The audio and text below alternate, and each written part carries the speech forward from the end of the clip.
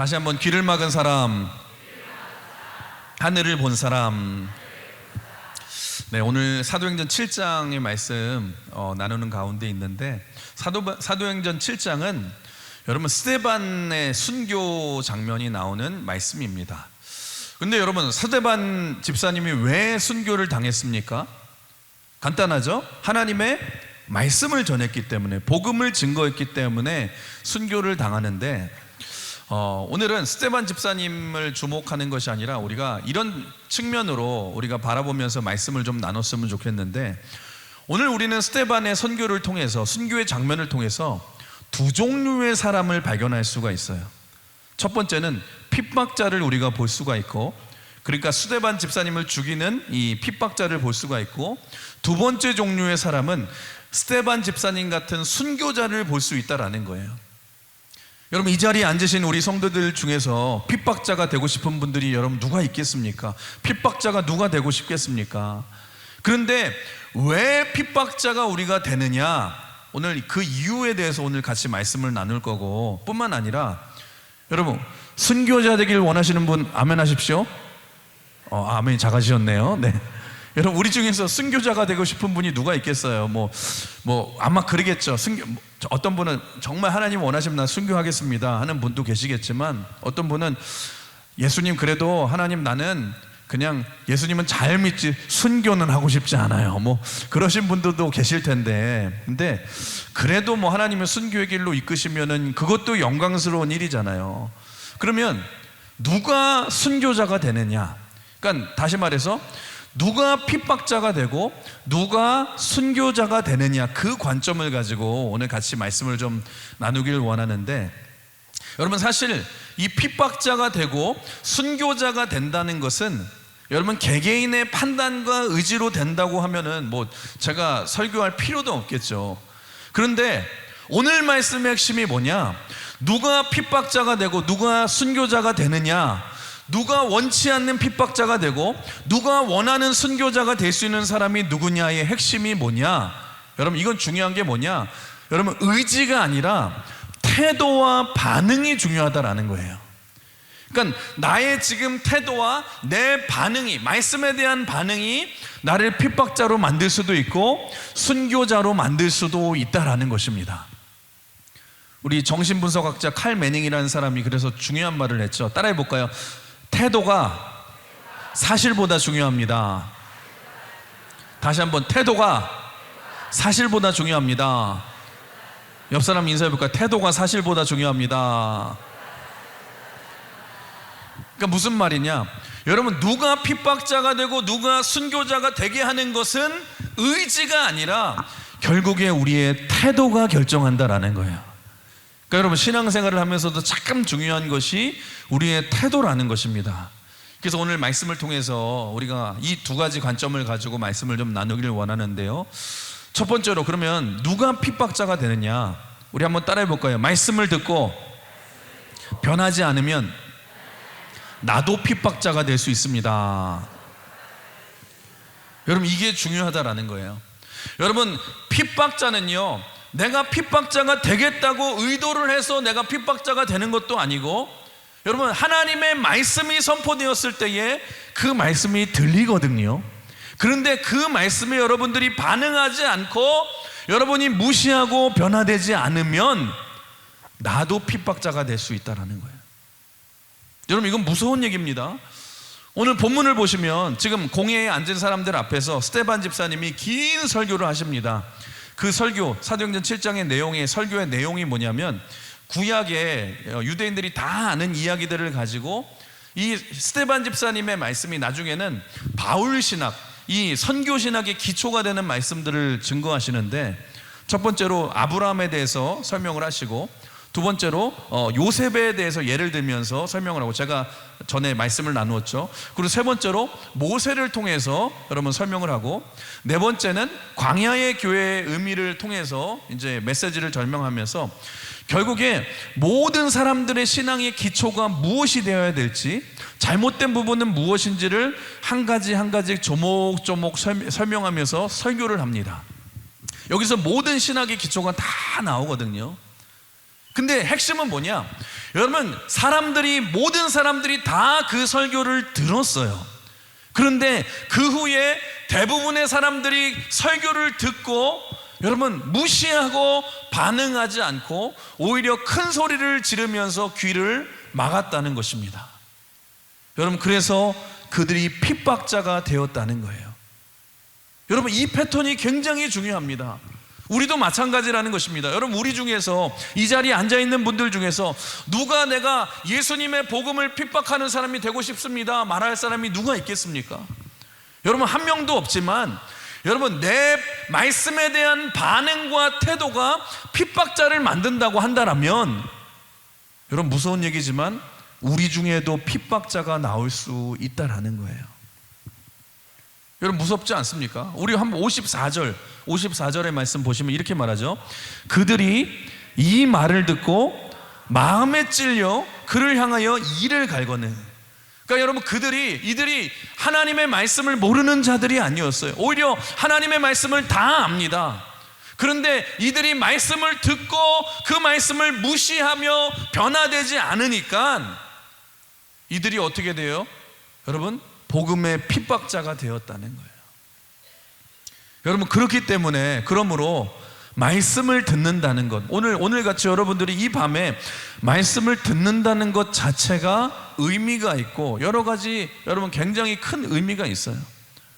여러분, 구약 성경을 보시면 구약 성경의 큰 기초는 뭐냐? 두 갈래 신학으로 여러분 되어 있습니다. 구약 신학을 보시면 계속해서 하나님이 반복하는 말씀이 있어요. 신명기 말씀 같은 데 보시면 강조하는 말씀이 뭡니까? 너희들 하나님 말씀 듣고 순종하면 복 받을 거야. 그렇지만 하나님 말씀 듣고 거절하면 저주가 임할 거야. 하나님 말씀 듣고 순종해라. 하나님 말씀 듣고 순종해라. 그러면 네가 나가도 복을 받고 들어가도 복을 받고 하나님의 축복을 받을 것이요. 그런데 너희가 하나님의 말씀을 거역하고 순종하지 않으면 저주가 임할 것이다. 또 여호수아 말씀에도 뭐라고 합니까? 이스라엘 백성들을 양쪽에 앉혀놓고서 너희들 하나님 말씀 들을래 안 들을래? 너희는 확실하게 한쪽에 서라 강조하지 않습니까? 시편에서도 계속 강조하는 게 그거예요. 하나님의 말씀을 듣고 순종하고 나아가면 그 사람은 의인이 되고, 말씀을 듣고 순종하지 않고 변화가 되지 않으면 그 사람은 악인이 된다. 여러분, 예수님도 계속해서 결단하시는 게 뭡니까? 너희들 믿음의 길은 좁은 길인데 좁은 길로 갈래? 아니면 넓은 길로 갈래? 여러분, 신앙생활은 언제나 선택이라는 거예요. 신앙생활에는요, 중간지대가 없어요. 여러분, 한쪽을 선택하는 건데 이 갈라지는 핵심이 뭐냐? 하나님의 말씀이라는 것입니다. 그래서 여러분, 말씀이 들리지 않으면 여러분이 아예 선택할 필요도 없고 그냥 저절로 끌려가고 저절로 망하는 것이고요. 여러분, 중요한 게 뭐냐면, 그래서 말씀이 들려야 되는 거예요. 말씀이 안 들리면 아무것도 안 된다는 것입니다. 그냥 여러분들이 죄인으로 시작해서 죄인으로 망하는 거예요, 말씀이 안 들리면은. 그래서 여러분, 신앙생활의 핵심이 뭐냐? 여러분, 가장 중요한 게 말씀이 들려야 되는 거예요. 따라해볼까요? 말씀이 들려야 됩니다. 여러분, 말씀이 들리고 난 다음에 여러분들이 선택해야 되죠. 내가 어떤 길로 갈 것인가, 어떻게 순종하고 갈 것인가, 아니면 순종하지 않을 것인가. 그런데 그 말씀으로 내가 변하지 않으면 여러분, 나도 십자가의 원수가 될 수 있고 나도 교회의 핍박자가 될 수 있다는 거예요. 그래서 여러분, 마태복음 10장 41절 한번 같이 읽어볼까요? 화면 보시고 시작. 선지자의 이름으로 선지자를 영접하는 자는 선지자의 상을 받을 것이요. 그러니까 예수님이 하신 말씀인데, 예수님이 뭐라고 말씀하시냐? 선지자의 메시지를 듣고 선지자를 받아들이면 선지자의 상을 받고 그것이 곧 내 말을 듣는 것이라고 말을 해요. 그러니까 무슨 말입니까? 말씀이 곧 예수님이라는 말이죠. 그러니까 여러분, 말씀을 듣고 거절하면 그 말은 뭐예요? 내가 예수님을 거절하는 뜻이고, 내가 하나님의 말씀을 듣고 영접하면 예수님을 영접하는 것이다. 여러분, 그 말이거든요. 그러므로 우리가 괜히, 여러분, 이럴 때 있어요. 겸손한 척하면서 우리가 이렇게 얘기할 때가 있어요. 웃으면서 얘기하세요. 아이고, 저는 신앙생활을 오래 하면서도, 저는 교회를 오래 다녔는데도 저는요, 부끄러운 얘기지만 변화가 없어요. 저는 신앙생활을, 예수를 오래 믿었는데도 변화가 없어요. 여러분, 그냥 그러면서 두 손 모으면서 저를 위해 좀 기도해 주세요. 그러면은요, 죄송한 얘기지만 그분은 십자가의 핍박자, 원수, 여러분 교회의 핍박자가 될 가능성이 좀 높으신 분이에요. 여러분 잘 자신을 점검해 보세요. 겸손해 보이는 핍박자가 될 분이 여러분 그런 분들이에요. 여러분 세상에서 제일 무서운 얘기가 뭔지 아십니까? 요즘에 막 무서운, 여름이니까 무서운 얘기, 낭냥 특집 뭐 이런 거 나오잖아요. 발음이 아니에요. 남양 특집. 네. 여러분 근데 제일 무서운 얘기가 뭐예요? 무슨 뭐 전설의 고향에서 내 다리 내놔 이런 게 무서운 게 아니라, 여러분 말씀을 오래 들었는데도 내가 변화가 없다. 이게 제일 무서운 얘기예요. 점검해 보셔야 되는 거예요. 왜냐하면 그러면 그 사람이 핍박자가 될 가능성이 너무너무 크기 때문에. 이게 얼마나 무서운 얘기입니까? 여러분 곰곰이 생각해 보면 지금도 여러분 교회를 공격하며 기독교를 공격하는 사람들을 보시면 무슨 스님 출신들이 공격하는 게 아니에요. 원불교 출신들이 공격하는 게 아니에요. 이슬람교 출신들이 공격하는 게 아니에요. 다 교회에 다녔던 사람들이에요. 여러분 성경을 잘 아는 사람들이었고, 여러분 그거 아십니까? 지금 안티기독교로 활동하는 사람들의 대부분이 말씀 공부하고 전에 신학 공부했던 사람들입니다. 그런데 왜 그들이 핍박자가 됐는 줄 아십니까? 하나님의 말씀을 듣고도 반응하지 않고 변화되지 않으면 여러분 십자가의 원수가 될 수 있고, 여러분 예수님의 핍박자가 될 수 있다는 거예요. 그거 아십니까? 여러분 인류 역사상 예수 믿는 사람들을 가장 많이 죽였던 사람 중에 한 사람이 옛날 그 소련의 스탈린이잖아요. 스탈린 같은 사람들은 신약 성경을 다 외웠던 사람이었어요. 여러분 예수님을 3년 반이나 따라다녔던 가룟 유다도 보시면 무려 예수님의 제자였습니다. 여러분 예수님의 제자 되기 쉽지 않거든요. 그런데 말씀을 듣고도 변화되지 않으니까 예수님을 팔아버리는 배신자가 되었잖아요. 여러분 오늘 본문에도 똑같은 현상이 일어나고 있다는 거예요. 54절 같은 데 보시면 무리들이 스데반 집사님의 설교를 듣고 마음이 찔렸다고 말해요.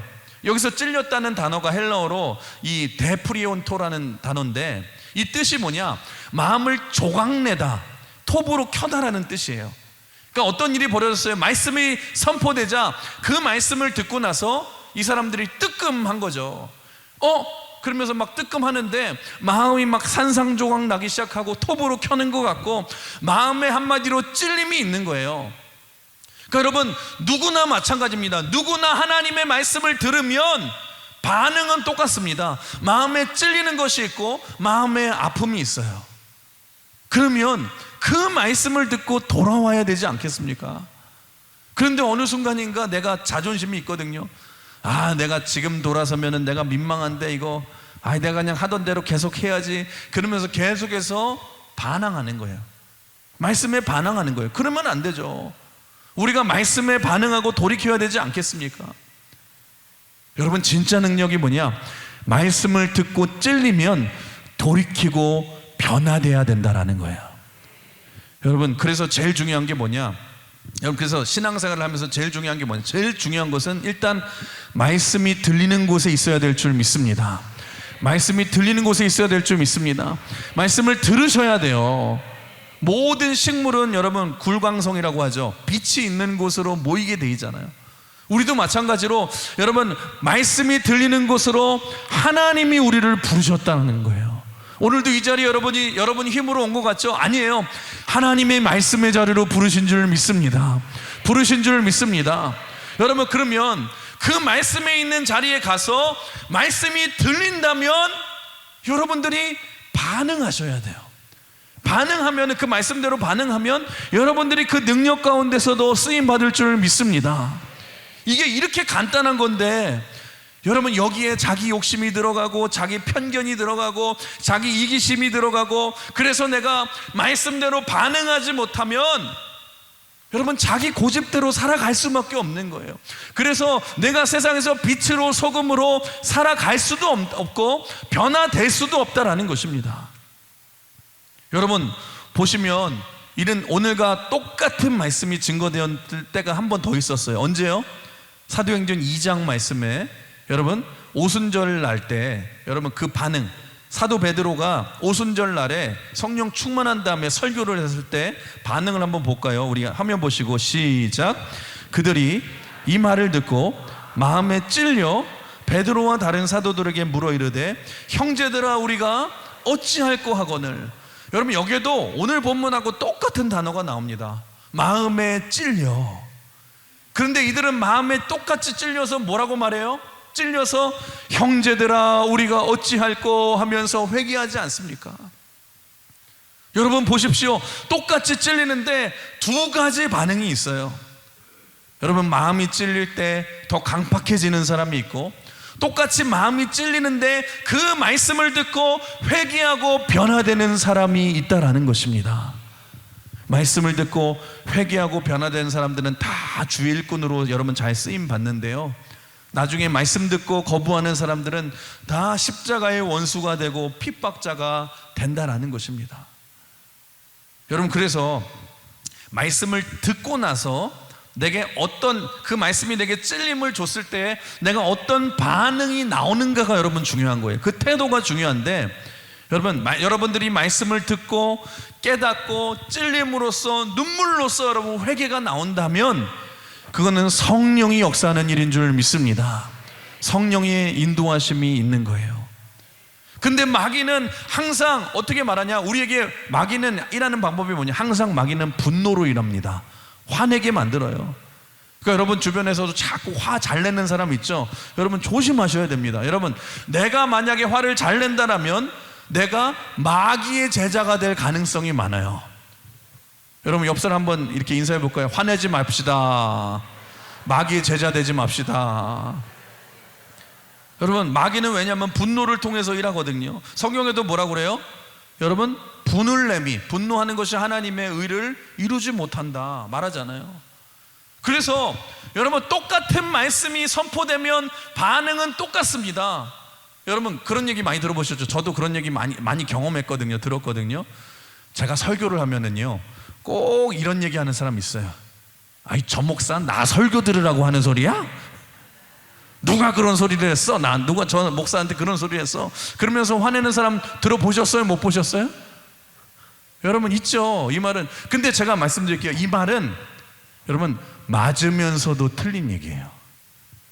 여러분 사실 저는 평생 제가 목회자가 돼서 평생 제가 어떤 설교를 하더라도 저는 어떤 개인 한 사람을 정해놓고 그 사람 들으라고 설교를 한 적은 한 번도 없습니다. 여러분 뭐 제가 그렇게 할 여력도 없고 그렇게 할 뭐 그것도 없고 절대로 그렇게 하지 않는다는 거예요. 그런데 여러분 나 들으라고 하는 소리다라는 생각이 든다라면 그 뜻은 뭐예요? 내가 뭔가 캥기는 게 있지 않습니까? 근데 제가 그거 들으라고 하지 않는다는 거예요. 그런데 그게 맞지는 않지만 반대로 또 그 말은 다른 의미에서 맞는 얘기예요. 왜 그런지 아십니까? 성령께서 지금 그 말씀을 통해서 나에게 적용시켜 주시는 거예요. 그러니까 한마디로 말하면 나 들으라고 하는 소리거든요. 그러니까 이게 무슨 말이냐? 여러분 나만 들으라고 하는 소리는 틀린 것이지만 나도 들으라고 하는 소리는 맞는 소리라는 거예요.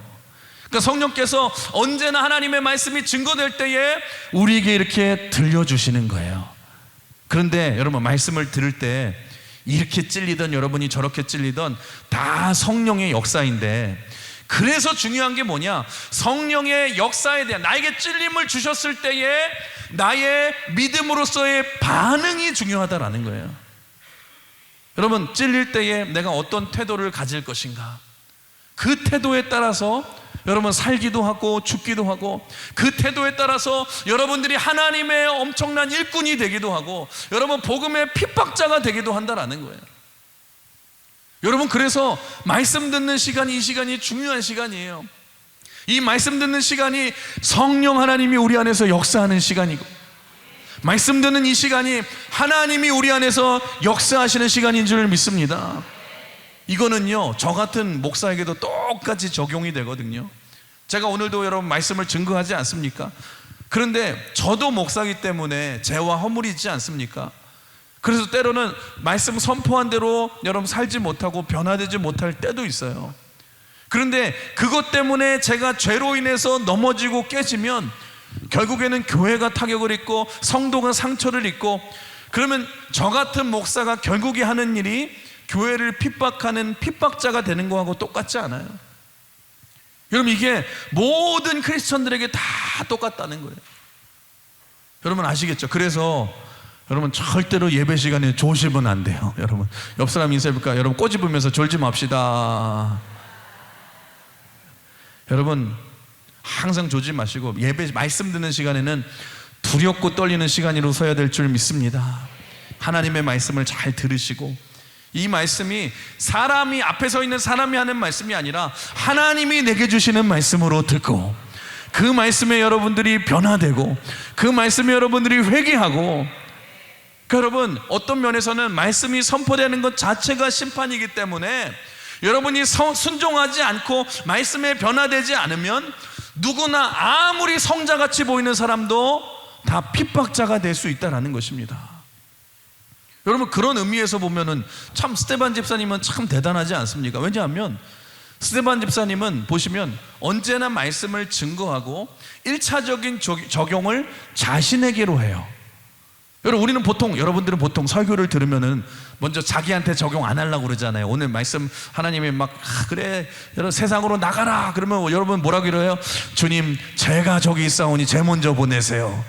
그렇게 기도하든지, 아니면 뭐라고 그래요? 아이고 오늘 말씀 진짜 좋았는데 우리 남편이 꼭 들었어야 됐는데, 아유 저 권사님이 좀 들었어야 됐는데 오늘 꼭 빠졌냐. 우리는 늘 아쉬워하는데, 근데 스데반은요 자기가 증거하고 나서도 날마다 자기에게 적용을 해요. 말씀을 오늘 한번 60절 읽어볼까요? 시작. 무릎을 꿇고 크게 불러 이르되 주여 이 죄를 그들에게 돌리지 마옵소서. 이 말을 하고 자니라. 이게 죽었다는 얘기잖아요. 근데 여러분 이 말씀은 두 가지로 해석할 수 있습니다. 첫 번째는 우리가 잘 아는 해석이죠. 하나님 이 죄를 저들에게, 저 핍박하고 돌멩이를 던지는 자들에게 돌리지 말아 주시옵소서. 이게 기도의 형태잖아요. 기도의 형태. 그러니까 나 자신은 죄를 용서할 수 있는 능력이 없다라는 것 아닙니까? 그러니까 예수님에게 용서를 달라고 구하잖아요. 하나님 이들을 용서해 달라고, 주님이 용서해 주세요, 이런 뜻으로 우리가 해석할 수도 있지만, 또 한 가지 이 기도를 이렇게도 해석할 수 있어요. 하나님 내가 지금 이 돌멩이를 맞아 죽어가는 이 순간에도 여러분 지금 스데반은 자기 반성을 하면서 자기 회개를 하고 있다라는 거예요. 하나님 혹시나 내가 잘못했기 때문에 저 사람들이 저렇게 화를 내고 있는 것은 아닙니까? 내가 무언가를 잘못했기 때문에 잘못된 태도를 보여서 저 사람이 저렇게 분노하는 것이 아닙니까? 어떻게 보면 이게 회개하는 기도도 여러분 되지 않겠습니까? 하나님 저들이 저렇게 반응을 보이는 것이 내게 원인이 있다라면 하나님 저들에게 돌리지 마시고 나를 불쌍히 여기셔서 하나님 용서하여 주세요. 똑같은 말씀도 하나님 내가 좀 더 부드럽게 이해하기 쉽게 전했어야 되는데, 하나님 내가 잘못 전했나 봐요. 하나님 저들을 불쌍히 여겨주시고 나를 불쌍히 여겨주세요. 이게 설교자로서의 안타까움 아닙니까? 내가 좀만 더 말씀을 잘 전했으면 저들이 저런 반응을 안 보이고 회개하고 돌아올 텐데, 주님 제가 잘못 증거한 것이 있습니까? 주님의 생명의 말씀을 제가 잘 증거하지 못해서 저런 반응을 보니까 제가 안타깝고 부끄럽습니다. 주님 혹시 제가 잘못한 것이 있다면 저들은 용서하여 주시고 나를 불쌍히 여겨주세요. 여러분 이런 기도잖아요. 얼마나 멋있습니까? 여러분 하나님 앞에서 우리도 이런 모습이 돼야 될 줄 믿습니다. 그래서 여러분 성령이 역사하면은요 항상 우리의 고백이 어떻게 바뀌는 줄 아세요?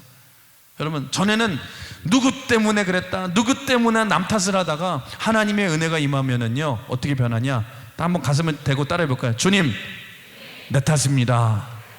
내 탓입니다. 내 잘못입니다. 우리 옆 사람 인사해 볼까요? 내 탓입니다. 다른 쪽에다 내 잘못입니다. 여러분, 은혜 받으면 이렇게 변환되는 거예요. 겸손이 무엇입니까? 겸손은 무릎 꿇는 것이고 하나님 앞에 엎드리는 것인 줄 믿습니다. 여러분, 그런 모습이 있다라면 어떻게 핍박자가 되겠어요? 내가 하나님의 말씀을 듣고 내가 제일 먼저 회개하고 내가 제일 먼저 변화되었는데 이것이 내게 주신 말씀이라고 생각하는데 거기에 여러분 능력이 있고 변화가 있고 회복이 있지 않습니까? 그런데 멀쩡히 보이는 사람도 여러분 말씀을 듣고 나면 맨날 다른 사람 얘기를 하는 사람이 있어요. 그렇지, 저런 사람 때문에 교회가 안 되고 누구 때문에 안 되고 교회 뭐 때문에 안 되고 누구 때문에 안 되고 누가 넘어져서 안 되고 그 안에 여러분 분노가 나오잖아요. 여러분, 이게 마귀의 역사라는 것입니다. 그때 여러분 나도 모르게 십자가에 여러분 박해자가 되는 거예요. 복음의 핍박자가 되는 거예요. 아시겠죠? 여러분, 절대로 핍박자가 되지 마시고, 다시 한번 옆 사람 인사해 볼까요? 핍박자가 되지 맙시다. 말씀 듣고 좀 변화됩시다. 사랑하는 성도 여러분, 오늘도 이 말씀을 듣고 여러분 내 말씀으로 들으시고 변화되시길 주님의 이름으로 축원합니다. 그래서 순종의 길로 나아가서 여러분 이 스테반 집사님처럼 귀하게 쓰임받는 여러분 되시길 주님의 이름으로 축원합니다. 여러분, 두 번째로, 그렇다면 누가 순교자가 될 수 있는가? 첫 번째로, 누가 핍박자가 되냐? 말씀을 듣고도 변화되지 않으면 핍박자가 되지만, 그러면 두 번째로 누가 순교자가 될 수 있는가? 이것도 태도가 중요한 게, 우리 한번 따라해 볼까요? 예수님만 끝까지 바라보는 사람이 순교자가 됩니다. 아시겠죠? 끝까지 예수님만 바라보는 우리의 시선을 가질 때에 여러분 순교자가 될 수 있다는 거예요. 그런 의미에서 여러분 예수님을 바라보면 순교자가 될 수 있고, 여러분 만약에 내가 죽지 않고 살아있다라면 순교적인 삶을 살아갈 수 있다는 거예요. 왜냐하면 여러분 제가 말씀드릴게요. 여러분 내가 순교를 하고 하지 않고 하고 안 하고는요 내가 결정하는 게 아니에요. 누가 결정하는 거예요? 여러분 예수님이 결정하시는 거예요. 여러분, 그래서 옆 사람 한번 다시 인사해 볼까요? 걱정하지 마십시오. 내 마음대로 안 죽습니다. 여러분, 어떤 사람이, 예수님이 여러분 각 사람들을, 어떤 사람은 순교자로 하실 수도 있지만 여러분 순교자로 안 하게 하시고 하시는 것도 누가 선택권이 있어요? 예수님께 있다라는 거예요.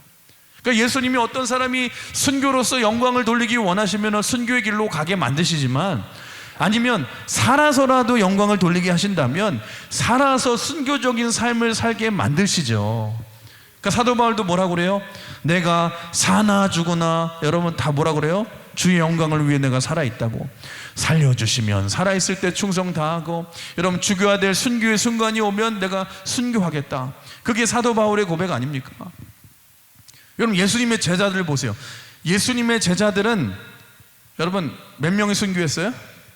12제자 중에 100% 여러분 다 순교를 했는데 한 사람 빼고 순교를 다 했어요. 한 사람 누구? 그렇죠, 여러분 사도 요한 빼고. 여러분 순교가 굉장히 영광스러운 거라면 순교를 못한 거면 그러면 영광스럽지 못하고 수치스러운 삶입니까? 아니에요. 왜냐하면 한 사람만 순교를 못했는데 그게 누구냐? 요한이잖아요. 요한. 여러분 요한은 예수님이 정말로 사랑했던 제자이고, 예수님은 그 최고의 3인의 수제자 중에 한 사람이었고 가장 숭성스러운 제자였잖아요. 그런데 딴 사람들은 다 순교했는데 요한은 안 죽고 끝까지 살아서 반모섬 같은 데 끌려가가지고 환상 보고 죽어라 성경 쓰고 하지 않습니까? 그래서 요한이 쓴 성경이 뭐예요? 요한 복음 썼고, 또 요한 서신서, 요한 1서, 2서, 3서 썼고, 요한 계시록 되게 많이 썼죠. 그래서 우리가 보통 믿음에 관한 것들을 보여준다고 하면 요한 복음을 말하고, 사랑에 관한 것들을 말한다 하면은 요한 서신서고, 소망에 관한 말씀이라면 요한 계시록이라고 하잖아요. 그 정도로 순교를 안 하고 살려주셔서 나중에 위대하게 이렇게 쓰임받지 않습니까? 뭐 초대교회의 정설에 의하면 요한은 100살이 넘게 살았대요 당시에. 그러니까 무슨 말이냐, 여러분 내가 원한다고 순교자가 되는 것도 아니고 내가 원치 않는다고 순교자가 안 되는 것도 아니고 하나님이 우리를 삶을 인도해 주신다는 거예요. 아이러니한 사실은 요한의 형제였던 야고보는 12 제자 중에 제일 먼저 사도행전 12장에서 제일 먼저 순교를 당하지 않습니까? 그러니까 하나님의 뜻대로 우리를 부르신다라는 거예요. 그래서 우리가 해야 될 일이 뭐냐? 부르심대로 우리가 충성하며 살아야 될 줄 믿습니다. 그런데 제가 왜 이 말씀을 하냐? 다 공통점이 뭐냐? 요한을 비롯해서 여러분 모든 순교한 사람들과 순교적인 삶을 살아간 모든 사람들의 다 공통점이 뭐냐? 다 예수님만 바라보는 삶을 살았다는 거예요. 주님만 끝까지 바라볼 때에 영광스럽게 쓰임받고 여러분 그런 삶을 살아갔다라는 것입니다. 오늘 55절도 한번 볼까요? 55절 시작. 성령이 충만하여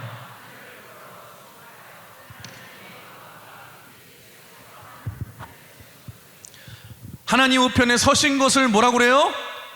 보고. 여러분 예수님을 바라보고, 이게 성도의 삶이라는 거예요. 그러니까 순교할 수 있었죠. 여러분 그러니까 뭐라고 합니까? 26절 그 다음에 56절 시작. 말하되 보라 하늘이 열리고 인자가 하나님 우편에 서신 것을 또 뭐 했어요? 보노라 한대. 또 뭐라고 합니까? 보고 보노라. 이게 선교적인 삶의 특징이라는 거예요. 여러분 순교자와 순교적인 삶을 사는 자는 예수님만 바라보는 사람들이 할 수 있는 줄 믿습니다. 여러분 그래서 바라보는 것이 중요한 거예요. 신앙생활은 내 시선이 예수님을 떠나지 않는 것이 신앙생활이에요. 여러분 우리가 약한 것이 뭐냐? 이렇게 주님 바라보는 훈련이 잘 안 돼 있어요 평소에. 그래서 보이다 예수님이 안 보이다 여러분 가서 그렇게 하지 않습니까? 가끔 가다가 신앙생활도 하다 보면은 우리가 흔히들 잠수 탄다고 하잖아요. 잠수. 옆 사람 다시 인사해 볼까요? 잠수 타지 맙시다. 내가 지켜보겠습니다. 여러분 잠수 타지 마세요. 여러분 흔히들 우리가 잠수 탄다고 하잖아요. 막 1월달 2월달까지 막 열심히 찬양하다가 3월달쯤 되면 사라져 있어. 그러다가 한 11월쯤 되면은 또 나타나서 막 찬양. 어느 순간 옆에 보니까 또 찬양하고 있어. 그러다가 내년 또 3월 되면 또 사라져 있어. 여러분 옆 사람 다시 인사해 볼까요? 잠수도 습관입니다. 여러분 근데 왜 잠수를 탈까? 우리가 신앙생활 왜 잠수를 타는 줄 아십니까? 이상한 거예요. 주님 바라보며 살 때는요 뭔가 되는 것 같은데 어느 순간 우리가 낙심이 생기고 문제가 생기면 예수님 또 안 바라봐요. 세상 바라보거든요. 그러다 보니까 자꾸 잠수를 타게 되는 거예요. 지금도 여러분 주변에 있다가 지금 안 보이는 분들 계시잖아요. 제가 장담합니다. 조만간 나타나실 거예요. 넘어졌다가 어떤 터지고 다시 돌아와서 여러분 깨달을 거예요. 아, 신앙생활은 예수님 바라보는 거구나. 아시겠죠? 그래서 우리의 신앙생활이 어떻게 될지는 하나님 주권에 달려있는 줄 믿습니다. 그러니까 우리가 해야 될 일은 뭐냐? 신앙생활은 간단합니다. 다 하나님께 맡기고 주만 바라볼지라. 여러분 주님만 바라봐야 될 줄 믿습니다. 그게 중요하다라는 것입니다. 그런데 또 한 가지 오늘 본문을 보시면 스데반이 주님을 바라봤는데 이렇게 말하죠. 하나님 우편에 서신 것을 바라보았다. 이게 무슨 뜻이냐면 여러분 주권이 하나님께 있다라는 거예요. 그래서 하나님 우편에 서 있다, 보좌에 앉아 있다라는 것은 무슨 뜻이냐? 주권, 모든 주권이 하나님께 있다라는 거예요. 그래서 여기서 우리가 알 수 있는 사실이 뭐냐? 여러분 내 인생의 일이 되고 안 되고의 문제는 돈이 결정하는 것이 아니라, 환경이 결정하는 것이 아니라, 여러분 권력이 결정하는 것이 아니라 예수님이 결정하시는 줄 믿습니다. 하나님 보좌 우편에 앉아 계신 예수님을 바라본다라는 게 무슨 뜻이냐면 우리의 모든 삶의 결정권은 예수님이 결정하신다는 뜻이에요. 여러분 그게 믿음이라는 것입니다. 그걸 믿는 것이 믿음이에요. 주님을 바라보는 것이 믿음이고, 여러분 우리 인생의 모든 결정권을 주님이 가지고 계신다는 것을 믿는 것이 믿음이에요. 그래서 여러분이 보좌에 앉아 계신 그분을 바라보는 것, 그분을 찬양하는 것이 예배이고, 여러분 그분께 아래에 있는 것이 기도이고, 여러분 그분의 영, 예수의 영인 성령이 나와 함께 동행하는 것을 신앙생활이라고 하는 거예요. 여러분 언제나 그러면 예수님 바라보고 예수님과 동행하면 언제나 우리는 승리하게 될 줄 믿습니다. 그러면 어떤 일이 벌어지냐? 우리의 마음에 평안이 오는 거예요. 우리는 그렇게 생각하죠. 내 삶의 문제가 해결되면 평안이 온다라고 생각하잖아요. 그렇지 않습니다. 여러분 저도 안수기도를 할 때 보면 뭐 이렇게 안수기도 할 때 뭐 제가 안수기도 한다거나 할 때 나오라고 하거나 아니면 저한테 찾아와서 안수기도를 받으시는 분들을 보면은요, 매번 안수기도 받으러 오시는 분들이 똑같아요. 똑같은 분들이 오세요. 근데 나중에 물어보면은 목사님 그 문제는 해결됐는데 또 다른 문제가 왔네요. 그리고 또 기도 받으러 오시는 거예요. 그래서 또 기도받고 또 기도받고 또 기도받고. 근데 제가 거기서 느낀 게 뭐냐, 여러분, 문제를 가지고 문제가 해결되면 평안이 올 거라고 믿는 사람은요, 절대로 해답이 없습니다. 왜냐하면 우리 인생에서 문제는 계속해서 생기기 때문에. 그런데 신기한 게 뭐냐, 기도하다가 보면은요, 이제는 기도 제목이 바뀌는 거예요. 이전에는 문제 때문에 기도하러 왔는데 이제는 기도 제목이 바뀌어서 이제는 문제를 뛰어넘어 이제는 사명 때문에 기도 받으시는 분들이 계세요. 그 차이점이 뭔가를 제가 보니까 이제는 이분들이 어떻게 변화됐는가를 보니까 이제는 주님만 바라보시는 거예요. 문제를 바라보는 게 아니라 이제는 예수님 바라보는 거예요. 더 주님 바라보는 거예요. 그런데 환경이 더 나아지는 것 같지 않을 때도 있는데, 그럼에도 불구하고 그분들의 고백이 뭔 줄 아십니까? 목사님, 예수님을 바라보니까 참 마음에 평안이 있네요. 예수님이 나와 함께 하시는데 환경이 문제가 없네요. 여러분, 내가 어떤 사명을 가지고 어떻게 사는지가 분명히 여러분, 그게 더 중요하다는 거 자기가 깨닫게 되었다는 거예요. 그럼 제가 그때 뭘 느꼈는 줄 아십니까? 와, 이분은 믿음이 한 뼘 더 자라셨구나. 믿음이 성숙하셨구나. 여러분, 이게 믿음의 성장이에요. 우리 권혁환 장로님 아까 나오셔서 막 찬양하셨지만, 우리 권혁환 장로님 항상 간증하시는데, 제가 권혁환 장로님 간증은 제가 한 20번은 들었어요. 그런데 이번에 하시는 또 오셔가지고 이 고침 받고서 여러분 하나 치유 받고서 하는 간증이, 여러분 제가 느끼는 게 그래요. 와, 장로님의 믿음이 또 한 뼘 자랐구나. 한 뼘 성장하셨구나. 여러분, 스데반을 보십시오. 외적인 환경만을 보면 스데반은 돌멩이 맞아서 죽은 사람이에요. 세상에서는 실패자예요. 그런데 예수님을 바라보니까 성령께서 그와 함께 하여 주셨고, 그의 입술을 통해서 말씀을 증거되게 하셨고, 그 말씀을 들었던 사람 중에 나중에 사도 바울이 변화가 되어서, 여러분, 사울이 바울로 위대하게 쓰임받고, 여러분, 스데반의 그 설교로 인해서 사도 바울이 변화되어서 전 세계의 선교의 틀이 변화되지 않습니까? 이 모든 역사의 시작이 어디서 시작되었냐? 이 스데반의 설교에서 시작되었다는 것입니다. 여러분, 스데반이 얼마나 크게 쓰임받은 영광입니까? 마지막에는 순교의 영광까지 누리잖아요. 그리고 성경이 나중에 뭐라고 그래요? 사도행전 6장 15절에 가면 뭐라고 그래요? 그의 얼굴이 천사의 얼굴과 같더라. 이 말은 뭐예요? 그의 삶에 평안이 있더라. 이게 바로 주님만 바라보는 사람의 능력인 줄 믿습니다. 사랑하는 우리 강은혜 성도 여러분, 저는 여러분들이 그러셨으면 좋겠어요. 여러분들 평생에 핍박자로 쓰임받지 마시고, 여러분 주님만 바라봄으로 말미암아 순교적인 삶을 사시고 하나님께 쓰임받는 영광스러운 여러분 되시길 주님의 이름으로 축원합니다. 오늘 말씀을 마치겠습니다. 여러분, 오늘 말씀을 정리하자면 신앙생활에는 두 갈래 길이 있다고 그랬죠. 핍박자가 될 수도 있고 내가 순교자가 될 수도 있고. 여러분, 그런데 내 의지로 내가 순교자, 핍박자가 되는 게 아니라고 그랬죠. 중요한 게 뭐냐? 말씀에 대한 내가 태도가 중요하다. 말씀에 대한 반응이 중요하다. 여러분, 제일 먼저 하나님의 말씀을 들으십시오. 그 말씀을 여러분 들으십시오. 그리고 그 말씀에 대해서 순종하시고 반응하십시오. 여러분, 그러면 여러분들이 회개하고 변화되고 말씀에 반응하면, 여러분 주만 바라보면은요, 모든 일을 결정하신 하나님 우편에 앉아 계신 예수님만 바라보면 반드시 승리하게 될 줄 믿습니다. 스데반처럼 여러분 쓰임받을 줄 믿습니다. 그런데 그 말씀을 무시하면 살아가면, 변화가 없으면 나도 핍박자가 될 수 있다는 거예요.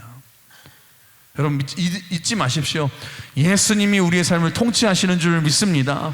예수님이 모든 것의 결정자가 되시는 줄 믿습니다. 여러분, 믿으십니까? 예수님이 말씀하시면 물이 변하여 포도주가 될 줄 믿습니다. 예수님이 말씀하시면 바디메오가 눈을 뜰 줄 믿습니다. 예수님이 말씀하시면 죽은 나사로가 살아날 줄 믿습니다. 예수님이 말씀하시면 거친 파도가 잠잠해질 줄 믿습니까? 여러분 왜요? 하나님 보좌 우편에 앉아 계신 예수님이 모든 결정을 하시기 때문에 신앙생활은 그 주님을 바라보며 걸어가는 거예요. 오늘도 여러분 날마다 주님 바라보십시오. 말씀에 반응하십시오. 여러분 자신을 한번 돌아보세요. 내가 그렇게 살진 않았나? 그러면서 오늘도 주님만 바라보시면서 앞으로 여러분 십자가의 여러분 이 정말 핍박자, 교회의 핍박자가 아니라 스데반과 같이 순교적인 삶으로서 그런 다른 사람을 살리고 영광 돌리는 삶으로 쓰임받는 우리 강은의 모든 성도들 되시길 주님의 이름으로 축원합니다. 주님의 이름으로 축복합니다. 오늘 같이 말씀 붙들면서 우리 찬양하고 기도하며 나가길 원하는데요, 이 시간에 우리 한번 일어나서서 같이 찬양하시고 뜨겁게 한번 기도합시다. 우리 기도할 때에 주님만 바라볼지라. 하나님, 내 말씀에 대한 반응이 중요합니다. 늘 똑같은 말씀 들었다고 생각하고 졸고만 가면 나도 모르게 내가 핍박자가 되는 거예요. 하나님 말씀에 늘 은혜 받게 하여 주시고 반응하게 하여 주시고 하나님 나가게 하여 주시옵소서. 우리가 찬양합니다.